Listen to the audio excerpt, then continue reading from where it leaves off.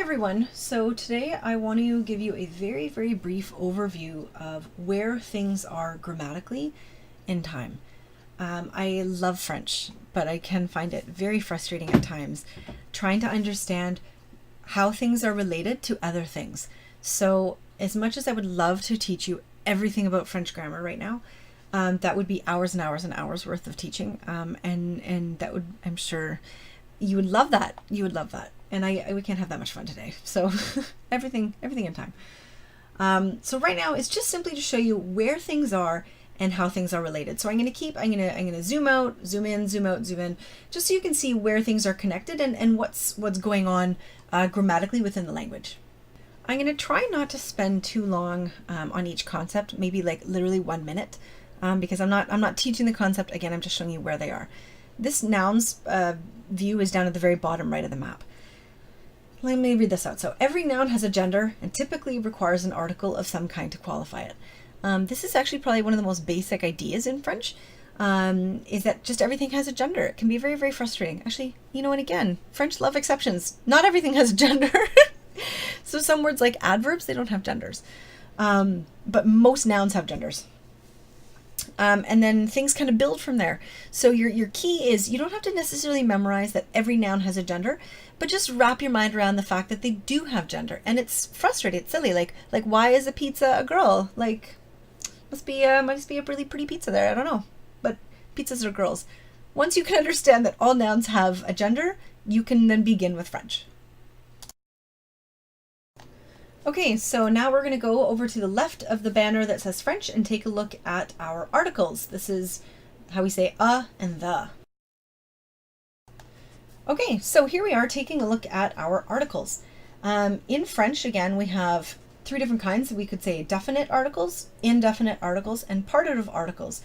And these are hard. Like almost literally every concept in French is hard. So I'm just going to say that every time. You're going to get tired of this. But this is how we say words like and the, or some, or if you ever see like a thing that's like gâteau au chocolat. These are those teeny tiny words.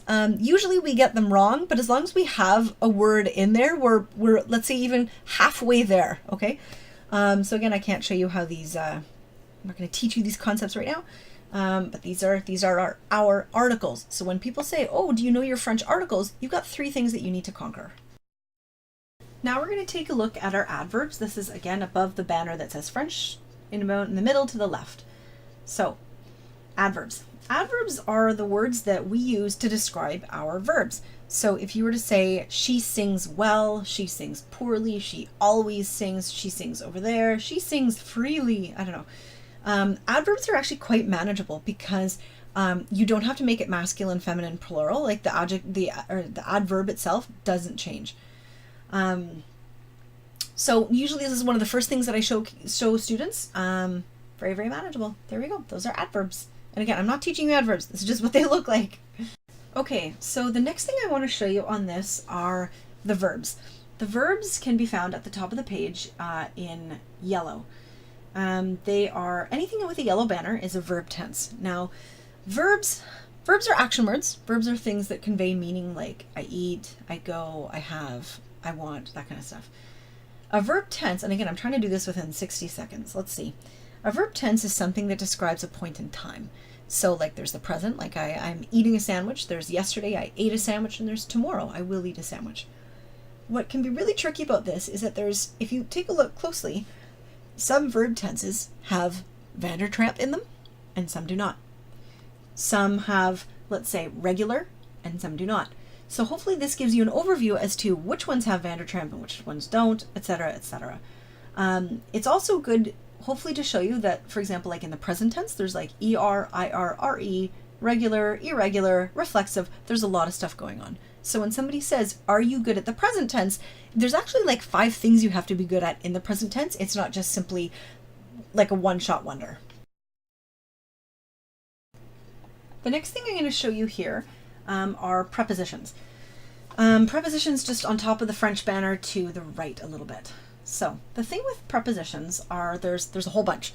You have your basic prepositions of place, so like on the box, in the box, beside the box, that kind of stuff. Then you have prepositions that help describe Transportation. So for example, I go by foot, I go by boat, I go by car.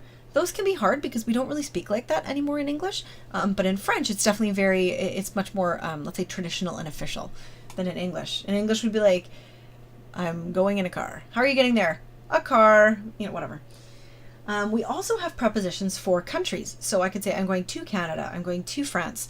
I'm mailing a letter to Paris. We need to know how to say to. And unfortunately, based on the gender and plurality of a country, or island, or city, all of that stuff, it's a different preposition. Finally, we also have verbs that take different prepositions. So for example, you might have to write to write about, to write out of.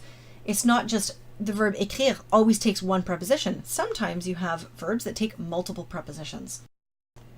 All right, the next one is pronouns. So on the very far left-hand side of the page, we have pronouns. Pronouns, usually when we teach in the very beginning French, we teach the very little words that like I, you, he, we, she, they. Those are just generic pronouns. Then we have other things like demonstrative pronouns, relative pronouns, possessive pronouns, object pronouns, and emphatic pronouns. Some of these concepts, besides the initial pronouns, are what I say for the very end of your French career when, let's say you're in grade 10, 11, 12, and you're finishing French, and it's like, okay, now you're able to kind of wrap your mind around these. These are really complicated. Generally speaking, pronouns replace nouns, if you think about it. Like if I'm a noun, like me, a girl, noun, a pronoun would be like I, or I could say like, the jacket, it is mine. It's all replacing words with other words. Those are, I guess, the easiest way to describe what pronouns are. So again, I'm not teaching this concept right now. I'm just showing you that they're all kind of related. So there we go, pronouns. The next one we're going to take a look at is questions. So on the very, very top left of the mind map, top left is questions. So the nice thing about questions is that there's 3 ways to ask a question in French. I'm not teaching them, but here they are. We have the intonation, we have est ce, and we have inversion. And apart from that, that's the concept. You just have to, there's exceptions to the actual ways of doing it themselves, but there's no like reflexive question, negative pronoun questions. Like when people say, oh, I don't understand questions, you have to master 3 concepts within questions, and there you go. The next one we're going to take a look at are adjectives on the very right-hand side, halfway up the page. So in adjectives, we have typical adjectives that describe a person, like you could say the nice girl, the pretty girl, the tall girl. But then we also have other forms of adjectives. We have comparative, we have superlative, possessive adjectives, and demonstrative adjectives. And again, all of these function on knowing the gender of the noun involved. The next one we're going to take a look at is expressions. And we have 2 different kinds of expressions. We have idiomatic expressions and we have just regular verb expressions, whatever you want to call them. With idiomatic expressions, we have sentences that in one language they make sense, but if we put them into another language, they don't make sense. So say, for example, it's raining cats and dogs. If I said it's raining cats and dogs in French, word by word, they would be horrified. We also have other kinds of expressions that just involve specific verbs and pronoun combinations. And those are kind of challenging because you kind of have to have it spot on to sound correct. But if you don't have it totally correct, generally speaking, the French person will still understand what it is that you're trying to say. Okay, the next one we're going to take a look at is speech. Speech can be kind of confusing. There's 2. There's direct speech and indirect speech. With direct speech, that's when somebody says something and you directly report it. That's the nice, easy one. That's the one at the top. Then we have indirect speech. That's the one where your verb tenses have to change depending on how it is that you actually report the action.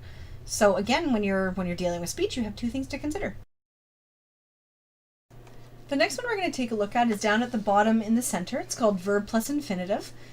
This is a nice one. This is basically just the idea that when you have a verb and another verb, that the second verb you don't conjugate and the first one you do.